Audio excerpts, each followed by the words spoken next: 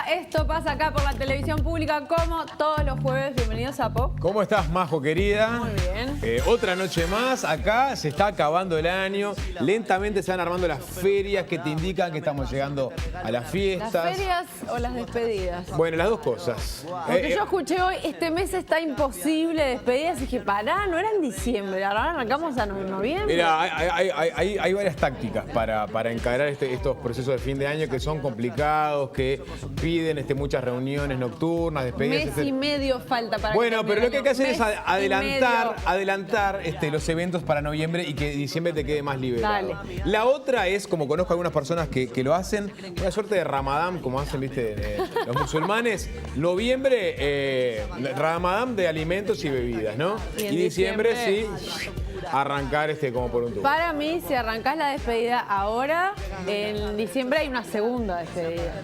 En diciembre se da otra salida más del grupo del trabajo, otra salida más, sí, No en mi caso. de EPA, de la radio. Pero en EPA ya tenemos pactada para noviembre. Para el jueves que viene. Y bueno, se me amuchó todo ahí en noviembre. Diciembre estoy tranquilo. Es más, estoy libre para que me quiera invitar a una despedida porque casi que tengo la agenda liberada. Bueno, y hoy, entre otras tantas cosas que se pueden hacer, es ir al Día de las Disquerías, que todavía sigue habiendo actividades. Nuestro móvil va a andar por ahí.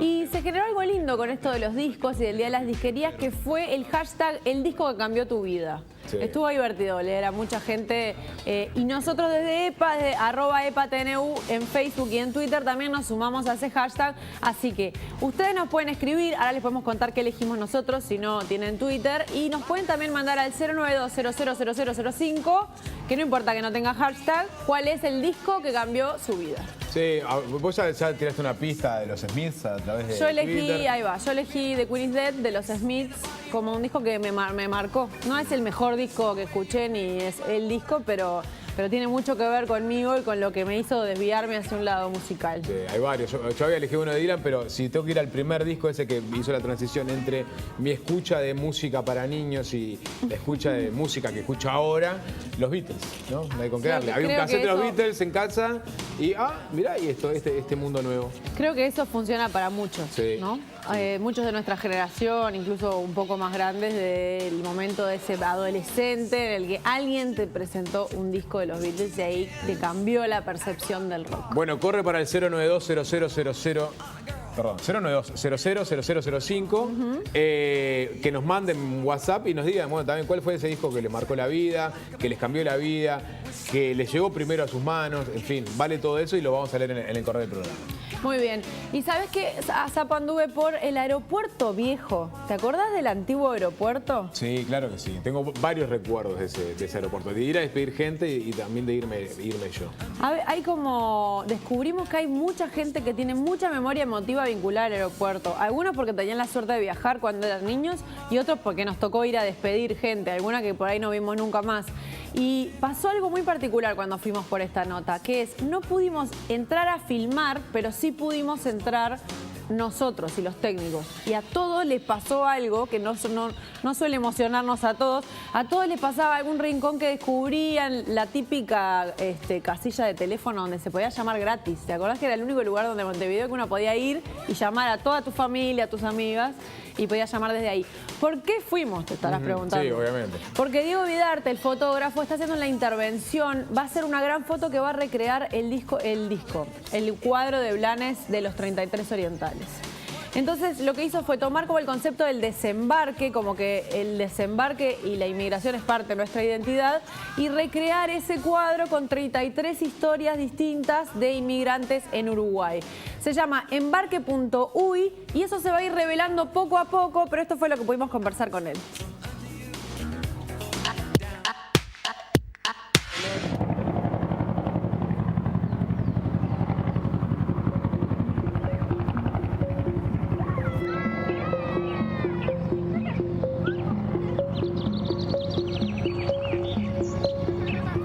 Estamos en el aeropuerto viejo. ¿Por qué estás trabajando acá? Este proyecto, que ya tiene como varios años de ejecución, justamente habla sobre migración reciente. Y qué mejor lugar que justamente el aeropuerto, que evoca un poco esas idas y vueltas en los últimos 40 años y simboliza tanto. Me parecía totalmente necesario poder trabajar desde este lugar.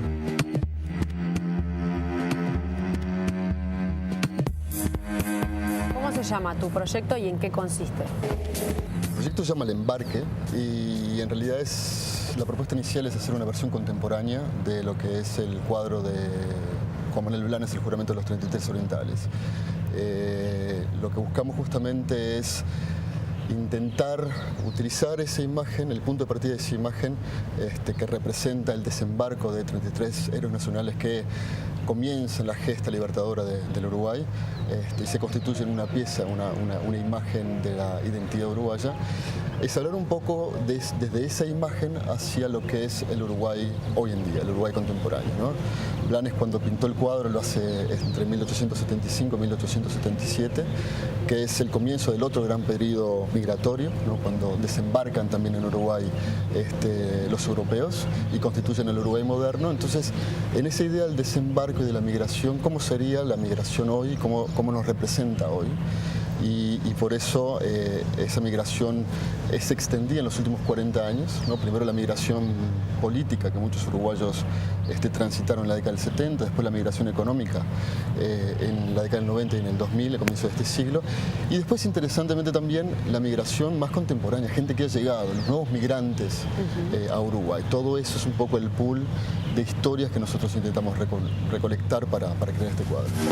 En el proceso de este proyecto lo que decidimos es convocar, un proceso de convocatoria abierta, pública, que estuvo a lo largo de 2 meses, en donde la gente postulaba una pequeña anécdota, una pequeña historia, y en base a todas esas historias que fuimos recolectando en ese tiempo, hicimos nuestra selección. ¿Y qué nacionalidades hay hoy? La gran mayoría son migrantes uruguayos, gente que migró o en la década del 70 por razones políticas o en estos últimos años por razones económicas.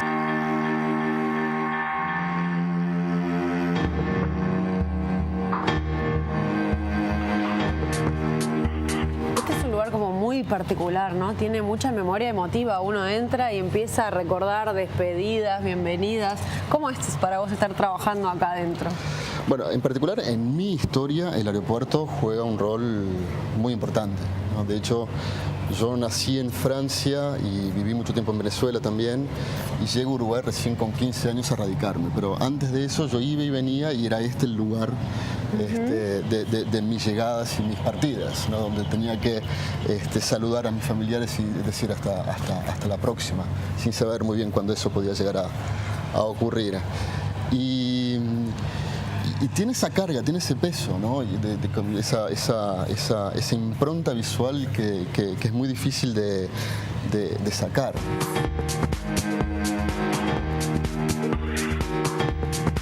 Cuando empezamos a comunicar la convocatoria, por ejemplo, empecé a recibir mensajes y estaban todos referidos no tanto al tema de la migración, sino al tema del aeropuerto, ¿no? O sea, al peso que el aeropuerto tenía en el imaginario de todas las personas que se estaban contactando, y que eso es lo más interesante, despertaba a las historias.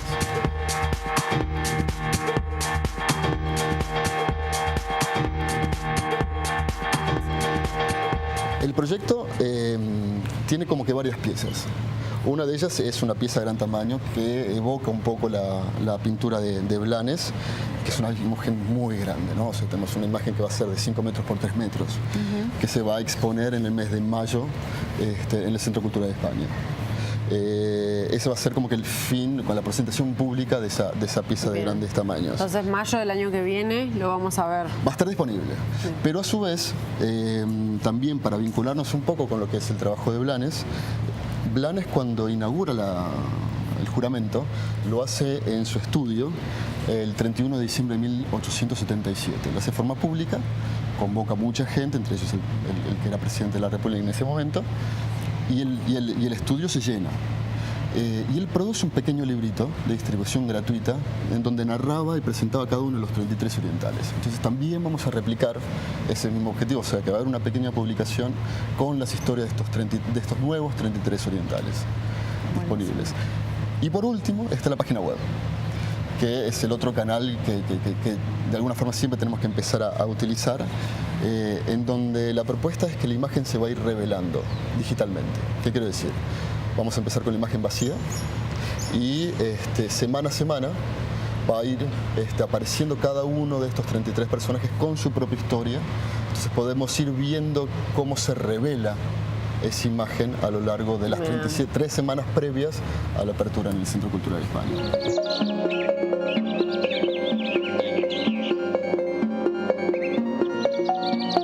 Vamos a estar documentando todo ese proceso, pero la consigna, y esto es importante, la consigna es fotográfica. Entonces, y la imagen en movimiento estamos intentando dejarla un poco de lado para hacer énfasis justamente en el cuadro de Blanes. En el cuadro, en esa idea de, como te decía hace un rato, de tiempo detenido, ¿no? Que es el aeropuerto, ¿no? Es una suerte de pequeño respiro visual, pero va a tener una componente que es lo que estamos haciendo en esta semana en particular, con las historias narradas por ellos. O sea, nosotros tenemos toda una capa sonora que va a ir acompañando todo este proyecto.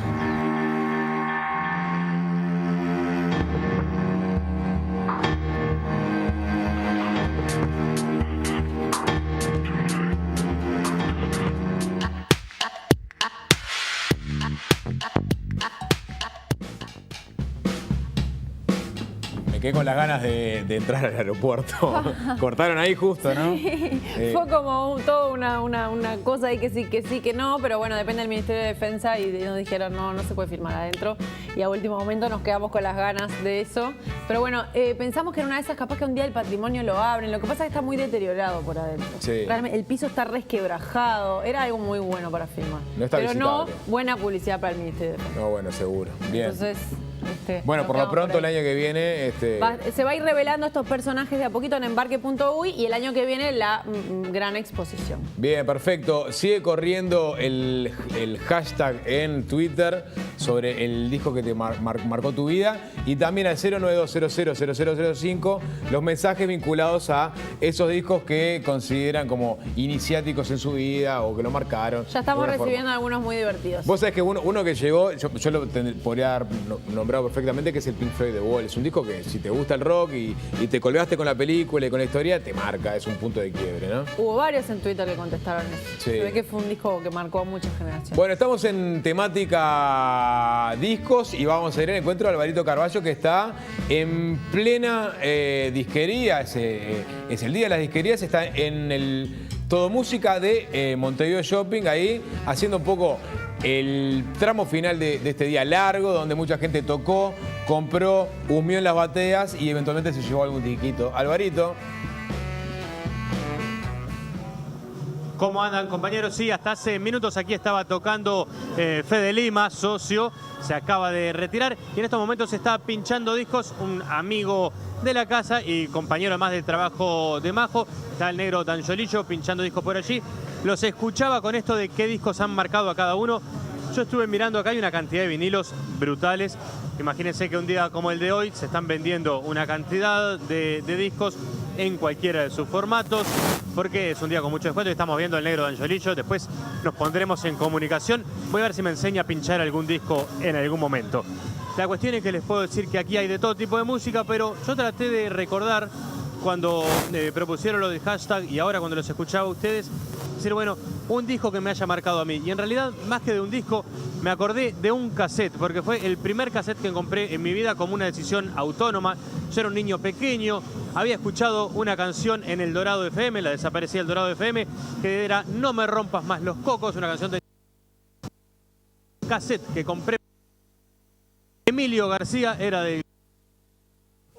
Bueno, estaba hablando de Cuarteto de Nos, estaba hablando de un cassette, ¿no? Obviamente, creo que todos somos medio que la generación del cassette. Claro. Llegando ya, entrando en el mundo del CD, ¿no? No agarramos la época de los vinilos que ahora están de vuelta, sino que somos de esa subgeneración, ¿no? Sí, de ver la aparición de esa cosa increíble que era el CD en su momento, Sí. ¿no? Quedó trancado ahí Alvarito, se ve que las ondas que estaba tirando el DJ interfirieron con la comunicación. En un ratito vamos a estar volviendo a entablar comunicación con él. Ya está con nosotros nuestra entrevistada de hoy, Virginia Arlington. Vamos a estar hablando del libro Viejas Bravas. Estuvimos leyendo por ahí un poquito recién. Mañana va a estar en librerías, así que mañana, que además es la noche de las librerías. Sí. Podemos hablar en un ratito. Viejas capas le podría poner yo también al libro, ¿no? Porque la verdad Viejas que capas. son buenas historias. Buenísimas historias. Ya volvemos. Ya no molestes, puedo vivir sin tu amor. Ya no molestes, ¿qué ruido es este? ya no protestes.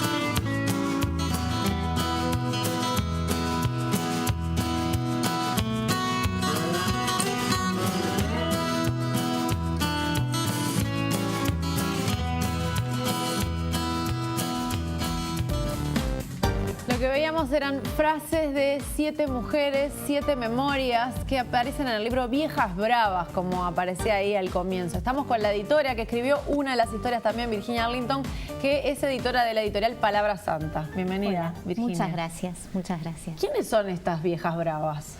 Son unas señoras que aparecieron y que están, y que hay muchas, y que son invisibles, y lo que nosotros pretendemos con estas memorias es visibilizarlas. Gracias a historias como las de ellas, nosotras hoy estamos acá y podemos hacer un montón de cosas y seguir avanzando un poco en esto de abrir caminos, ¿no?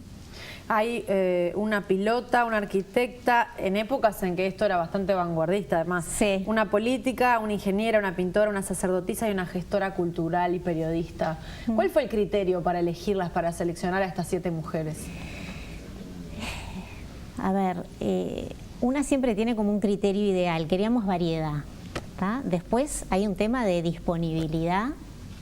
Fue un libro que nos costó mucho reunir todas las historias y duró mucho el proceso. Fueron como 2 o 3 años de trabajo porque queríamos sí que estuvieran presentes determinadas periodistas, queríamos armar un equipo con determinadas periodistas, entonces tuvimos que esperar los tiempos de cada una de nosotras para poder estar ahí. Y bueno, Mónica y yo hicimos como un primer punteo de veteranas que nos parecía que podían tener cosas interesantes para hacer, pero queríamos abrir un poco la cancha y salimos a preguntarle a nuestros contactos, como hacemos todos los periodistas. Salís y decís, bueno, ¿conocés alguna veterana que haya tenido algo que a vos te parezca que es rescatable? Y buscábamos aparte de 80 para arriba, o sea, que sean veteranas. Y así fuimos como armando ese equipo de Viejas Bravas que la verdad que nos regalaron su tiempo y unos relatos maravillosos. ¿Qué historia de estas, por ejemplo, vos no conocías de antes? Bueno, no conocía a muchas. Por ejemplo, a Ida Holz, yo sabía, tenía que era la mamá de Internet en Uruguay, que bueno, que está en la Hall of Fame en Estados Unidos, pero no sabía más que eso. Yo no sabía que había estado casada con Anhelo Hernández, no sabía que había estado en el desierto en Israel en una guerra, no tenía idea de nada de eso. Tuvo un buen tiempo en la Embajada de México, en Uruguay también. Claro, porque estuvo exiliada. Sí. Bueno, toda esa peripecia la cuenta. Esa es una vida como muy novelesca. Después hay vidas que son más mínimas. Por ejemplo, mi vieja es una arquitecta que en ningún momento tuvo idea de por qué a mí me podía llegar a interesar su historia. ¿Y ahí cómo se la vendías? Porque ahí vos tenés que presentarte y decir, mirá, yo soy fulana de tal, estamos armando este proyecto y la verdad que por los datos que nos llegaron, vos tenés una historia que da perfectamente con el perfil de este libro. Y ella que te miró y dijo, ¿y qué querés que te cuente? Pues, en un momento decís, al final de todo me llevó incluso a invitar un whisky, Sí, ¿no? sí. A las 11 de la mañana aparte, Divina, ¿no? divina. pero en todo ese trayecto, en realidad, ella ni siquiera tenía muy claro por dónde venían los tiros. Yo creo que ustedes como periodistas también lo saben, a todos nos gusta hablar de nosotros. Yo acá estoy encantada que ustedes se están encargando de hacerme preguntas. La responsabilidad es de ustedes. Entonces, me parece que de última a todos nos gusta contar nuestra historia. Y muchas de ellas se sorprendieron recordando cosas que no las tenían presentes. Yo siempre digo, si a mí me agarran ahora, que ya tengo 50, y me preguntan sobre mi vida, no tengo muy claro qué fue lo que pasó. Es como, ¿no? Es como hacer terapia, capaz, también. Sí, ¿no? En cambio, si yo tengo a alguien que viene una vez por semana, durante meses, que fue el tipo la metodología de trabajo que elegimos, y vas como acompañando a esa persona en su vida cotidiana, como que van apareciendo datos y cosas que están buenos para incluir en las historias. Recién dijiste algo y te íbamos a preguntar sobre eso, sobre cómo eligieron a las periodistas que narraron o contaron esas historias. Porque podía haber sido un solo periodista que contara todas. Sí. Y son además mujeres, son 7 mujeres retratando a otras 7 mujeres, Sí. y en general más jóvenes. Bueno, Mónica y yo somos periodistas y tenemos la suerte y nos Mónica vamos... Botero, Mónica por las dudas. Botero, perdón, pensé que ya la habían nombrado. Mónica Botero y yo, que somos socias en Palabra Santa, nos damos el lujo de trabajar con gente que nos gusta, que nos cae bien, que nos gusta su trabajo. Hay alguna de ellas, Valeria Tanco, por ejemplo. Nosotras ya habíamos trabajado con ella. Mónica, esta era la primera vez, pero yo en otras ocasiones, cuando trabajaba en Alfaguara. Diana Cariboni, para mí, yo la respeto muchísimo como periodista, acaba de escribir el libro de Guantánamo entre nosotros, que es Espectacular. espectacular. Ale Casablanca es una periodista, es un bicho de radio, como dice ella, pero con una coherencia y escribe maravilloso, tiene una muy buena pluma. Paula Escorza, que estábamos buscando también variedad de edades, no queríamos todos de la misma generación, creo que lo logramos. Paula Escorza es editora en El Observador. Está Caro Bello, que estuvo por acá. Caro hace un tiempo con Bello, nosotros. que aparte es de las nuevitas, que también se enamoró de Linda Cohen, que fue a quien ella retrató, esta pintora fantástica que habla tanto de la soledad, de lo que es estar sola. Fue como un equipo muy lindo de gente que estuvo dispuesta a dejar de lado un ratito su trabajo, bastante rato, y dedicarse a esto como trabajo también, pero medio extra, ¿no? Claro. Y el título llevan después de haber recopilado todo el trabajo. Digo, por lo de viejas, bueno, sabía que iban a ser veteranas, pero lo de bravas, ¿no? Cuando hicieron una puesta a punto, todos llegan a la conclusión de que era gente de carácter, o sea, todas las historias eran de personas con mucho Era lo que mucho estábamos carácter, sí. buscando. Ujú. En realidad el título ya estaba medio, lo peloteamos un poco, pero ese era un título que teníamos ya en la cabeza. Este es un libro que es como que lo teníamos en el corazón y en la cabeza desde que fundamos Palabra Santa hace 6 años. A nosotros nos gusta mucho rescatar historias, que estén las mujeres ahí como visibilizadas, y sí, queríamos mujeres bravas. Varias de estas mujeres además tienen una historia de inmigración. ¿Cómo leyeron eso? Pues no son exactamente uruguayas, nacidas en Uruguay. Es que en realidad si todos buscamos a la gente de 80 para arriba, fíjate, Nelly, la arquitecta, tiene 98. Entonces, en realidad son, si no de primera generación, de segunda generación de inmigrantes. Entonces, no es tan excepcional en realidad. Nosotros, todos lo sabemos, salimos de los barcos. Así que en realidad también tiene ese valor de rescatar esas historias, ¿no? Decías que hace 6 años que tienen Palabra Santa, que es una editorial independiente. Y se están viendo en el mercado editorial en Uruguay un momento particular, ¿no? Que hay una gran editorial que está comprando a todas. Sí. ¿Cómo es tener una editorial independiente? ¿Cómo subsiste? Subsiste bien. Yo trabajé en una multinacional aprendí muchísimo, le estoy muy agradecida a esa multinacional que después fue comprada por Penguin Random House, que es la gran editorial. Yo creo que es muy rico el proceso que se está dando, porque están surgiendo emprendimientos que tienen que ver con intereses más de nicho. Entonces, si vos vas a sabés con lo que te vas a encontrar.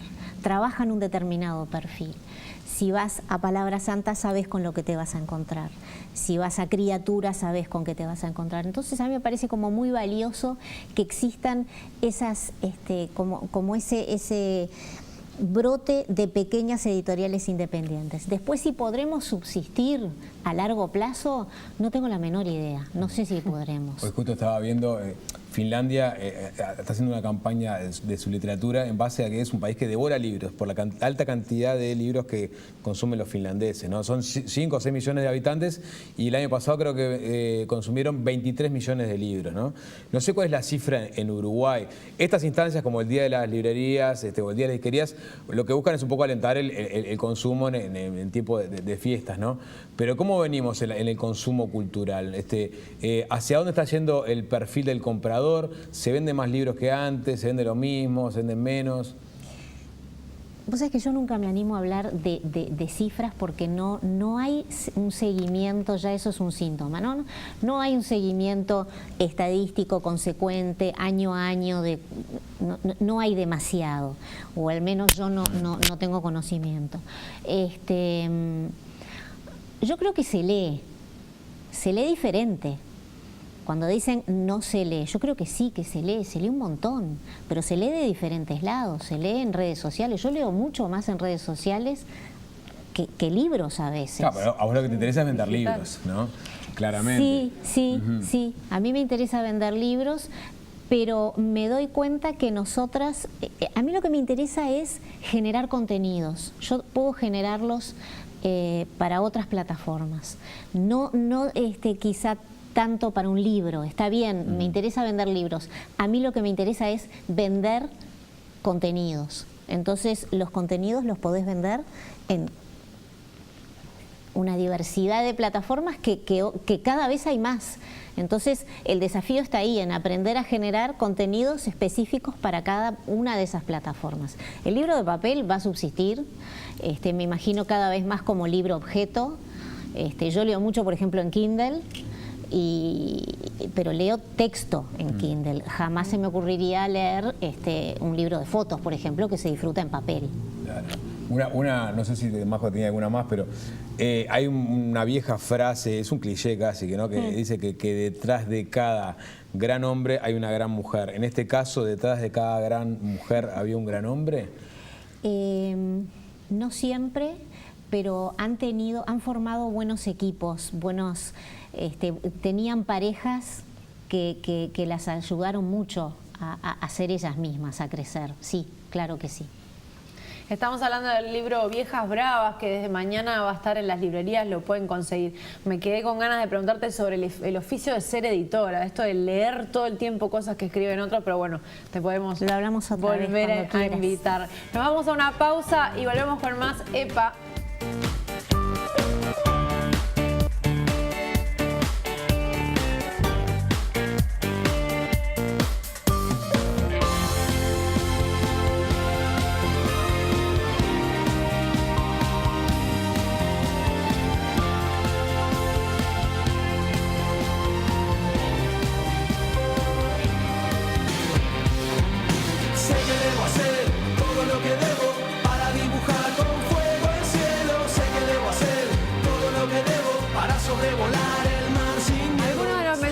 Que nos están llegando al 092-000005 dicen que el disco que les cambió la vida es Cat Stevens y Simon & Garfunkel como el dúo y el solista.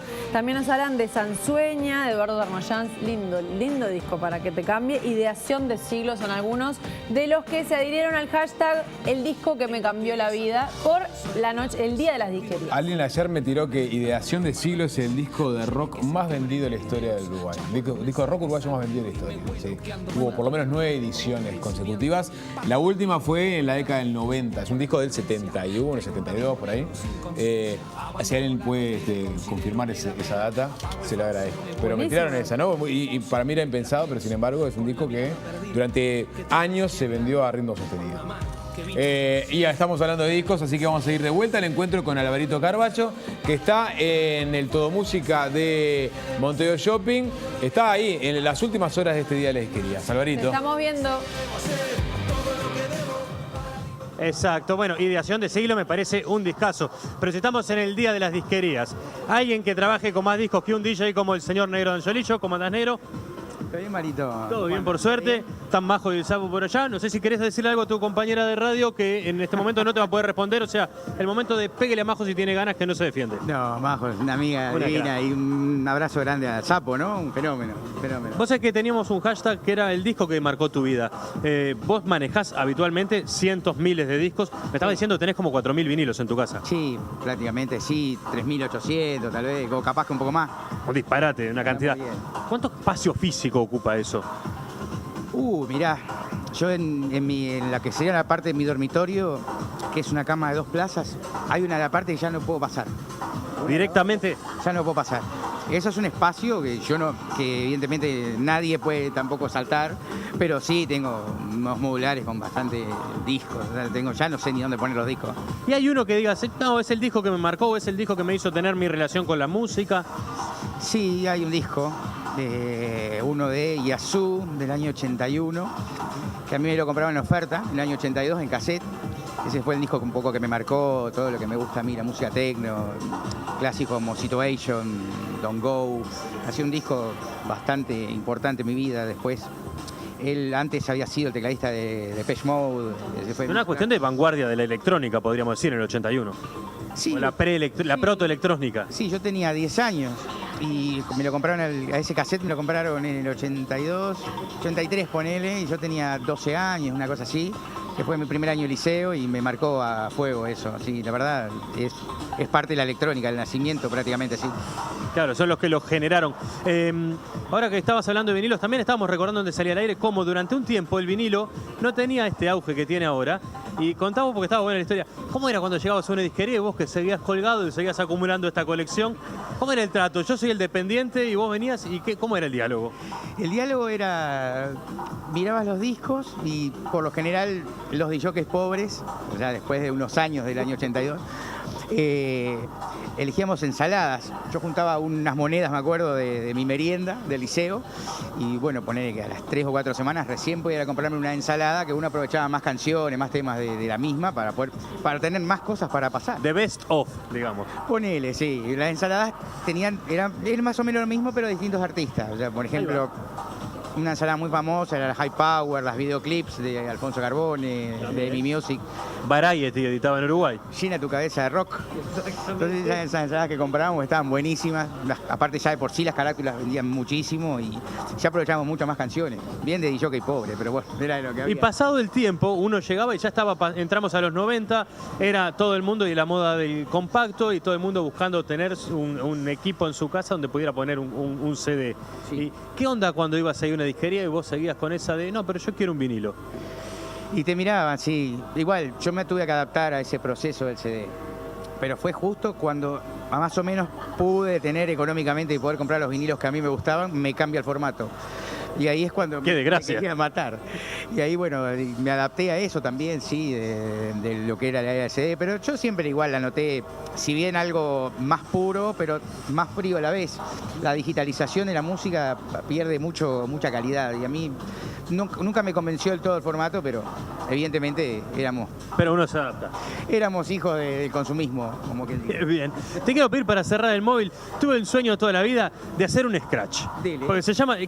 ¿Cómo definiríamos el scratch? el movimiento hacia atrás y hacia adelante de un disco y generar un efecto o jugar rítmicamente sobre una base. Por ejemplo, yo te agarro una base, ¿ya? Bien. Vos para sacar ese disco y jugás. Permiso. Lo tuyo. Voy a hacer esto que quise hacer. Se lo dedico a ustedes, Sapo, Majo. Esta es mi mano. Estoy llegando al disco y aquí vamos. La rompí, decí la verdad. Excelente. Bien. Gracias, negro. Un beso grande para todos. Chau. vuelvo con ustedes cerrando este día de las disquerías del año 2017. Tiembla Mixmaster Mike, DJ Lethal y todos los grandes DJs del mundo de la electrónica, del hip hop. Buenísimo, Sí. pero ¿quién no soñó? No sé si vos lo habrás hecho con hacer el scratch en la bandeja. No, yo hice alguna vez rayé no. un disco haciéndome el vivo con eso, ¿no? O sea que hay que tener mucho cuidado, hay que ser muy cuidadoso porque puedes dañar la púa, pues te puedes... No le vayas a rayar al negro de Angiolillo que te mata. No, está todo bien, en verdad se la banca bastante bien. Los discos, si tratás de improvisar un scratch como hizo Alvarito, igual ahí era una bandeja que no tenía, era una bandeja ya de digital, ¿no? Claro. 100%. A la vuelta de la tanda vamos a hablar de cine sobre música electrónica. Bueno, no voy a quedar un poco en el tema, porque efectivamente la semana que viene se van a proyectar varios documentales sobre la cultura electrónica en diferentes partes del mundo. Pero la novedad es que hay un documental sobre la historia de la electrónica en Uruguay. Un estudiante universitario se colgó con tratar de reconstruir a partir de testimonios esta historia que para algunos le parecerá relativamente nueva. No, la electrónica en Uruguay ya tiene casi 30 años, o sea, está recontrainstalada y de un tiempo a esta parte hasta ha dejado de ser underground, ¿no? Como se la vio históricamente. Muy bien, todo eso después de este minuto de tanda.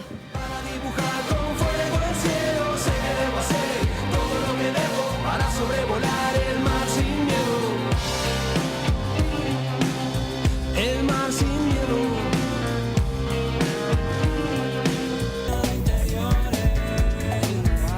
Diseño de interiores. Necesito renovar mi interior, dibujarse. Pero con qué linda canción de Fernando Cabrera, Diseño de Interiores. Volvemos, me encanta la selección musical de hoy. Y vamos a lo prometido, que es una película sobre música electrónica, la historia de la música electrónica en Uruguay. ¿Cuál es la historia acá? En realidad hay que hablar del proyecto Pulse, que es un proyecto que busca promover la cultura electrónica en Uruguay a través de, bueno, juntar DJs, hacer eventos de todo tipo. Y en el marco de este proyecto, el jueves que viene en el Centro Cultural de España, se van a proyectar algunas películas vinculadas a la electrónica. Una de la banda Kraftwerk, que es una... si hablamos de protoelectrónica, bueno, Kraftwerk está ahí al principio de esta historia. Después hay otro documental sobre el mundo del hip hop en algunas partes de Estados Unidos, pero del presente. Y se va a proyectar el documental de Michel Santo sobre la historia de la electrónica en Uruguay, ¿no? Y cuando hablamos de electrónica, en realidad tendríamos que hablar, nosotros la conocemos como marcha, como techno, como la dance, marcha, ¿no? tal cual. Y así le decíamos en su momento. Y hoy día se habla de electrónica como ese gran paraguas donde conviven muchos subgéneros, ¿no? Michel Santo lo que hizo fue justamente, perdón, Michel Santo, le estoy metiendo como jugador de fútbol. Michel Franco lo que hizo fue tratar de llegar a los protagonistas de esta historia, los pioneros y también los referentes actuales, ¿no? Y a partir de esos testimonios reconstruir esta historia. Me fui a hablar con Michelle y también con Daniel Andino, que es uno de los encargados del proyecto Pulse. Y esto es lo que salió. A ver.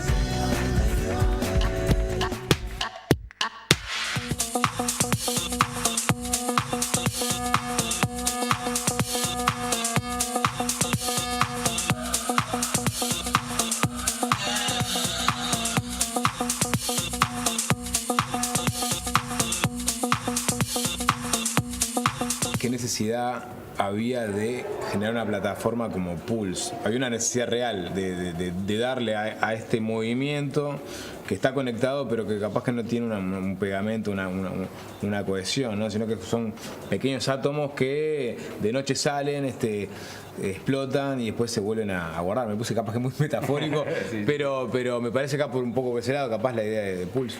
Sí, lo de Pulse surge por esa necesidad, no solo de unir entre los espectadores y los aficionados a la electrónica, que puedan acercarse mucho más al mundo del DJ y hacia el mundo de la noche, salir a divertirse. Surge por la necesidad de también descubrir un poco más la esencia del DJ. La plataforma se dedica a hacer instancias y eventos donde congrega DJs en forma regional. Un poco el leitmotiv así de Pulse es que la gente pueda seguir descubriendo a DJs que optan de diferentes formas de mostrar su música. Eso estamos hablando de que puede ser a través de sus sesiones, invitando músicos,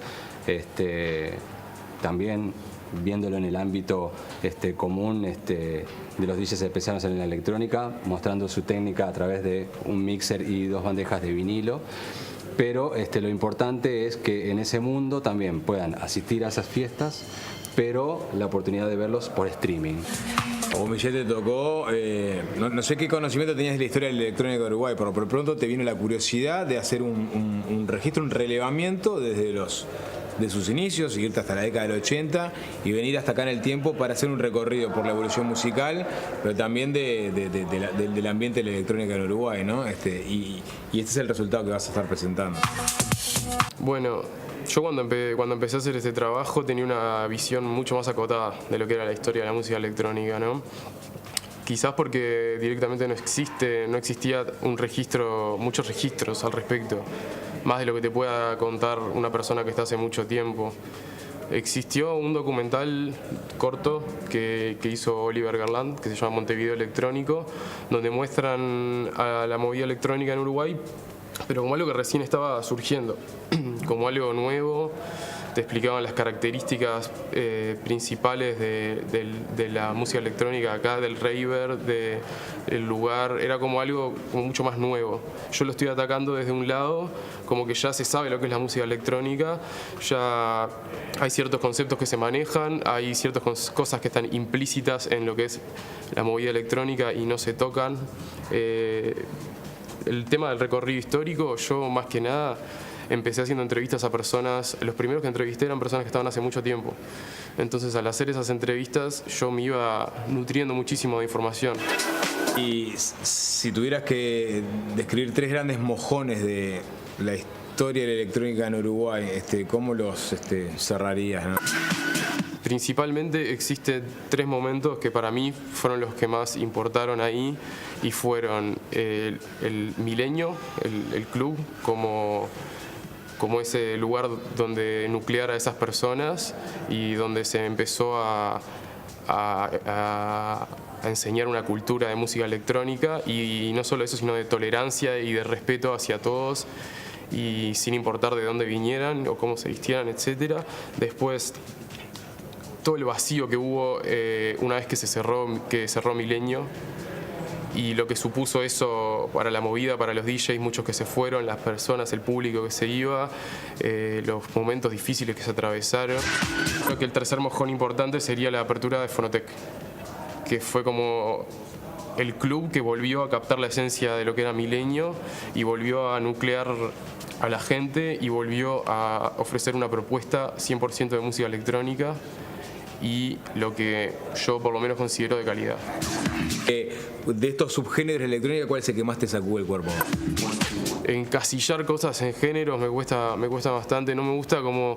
no me acuerdo quién fue quien dijo hablar de música es como bailar arquitectura. No se puede definir con 2 renglones todo un género musical. Pero los géneros que yo encuentro más allegados a mí son house, techno, electro, minimal me gusta también, cosas más lentas tipo trip hop, ambient.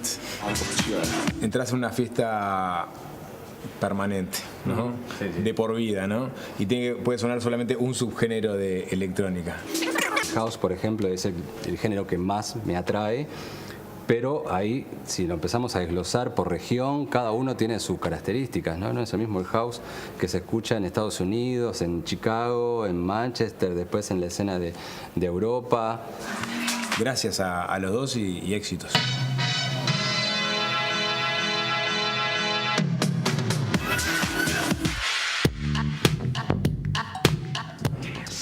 Ahí está, bueno, es el próximo jueves en el Centro Cultural de España a partir de las 19 horas. Se van a proyectar estos documentales de electrónica de diferentes partes del mundo, y la novedad es este documental que lo pudo ver, está buenísimo. Son 40 minutos sobre la historia de la electrónica en Uruguay. También muy vinculada con el mundo de los boliches gays al principio de la década del 90. Después con Space. Bueno, y Space, él fue el primer boliche que albergó la cultura electrónica, digamos, en todo su ancho. A nivel latinoamericano, ¿no? Y después vino Milenio, Fonotec ahora, Pero nada, es una historia recontra interesante de recorrer. Muy bien, nos vamos, nos estamos yendo. Les queremos agradecer a todos los que nos escribieron hoy mensajes divinos y desde pila de lugares del país distinto, de distintas ciudades. Nos dicen, por ejemplo, que el cassette que les cambió fue el de Arjona, el de Luis Miguel. Muchísimos hablan de Pink Floyd, muchísimos mensajes que llegaron. ¿Vos leíste algunos también? Chico War que apareció por ahí, también los Bee Gees, hay toda una generación de personas que bailó, se emocionó, se enamoró, lloró al ritmo de los Bee Gees y seguramente les marcó ese disco de Fiebre Sábado a la Noche, que lo puedes ver en cualquier tienda de discos usados del país o del mundo, ¿no? Gente que habla de Sabina también, que tiene un gran público en Uruguay. Pero nos tenemos que ir, nos estamos yendo. Nos pueden volver a ver el sábado a las 8 de la noche en la repetición y si no, mañana ya este programa queda colgado en la videoteca de la televisión pública. Nos vemos hasta el próximo jueves. Chau, chau. Look, I might just chill in some babe. I might just chill with your boo. I might just spill on your babe. My pussy feel like a lake. He wanna swim with his face. I'm like, okay. I let him get what he want. He buy me East Saint Laurent.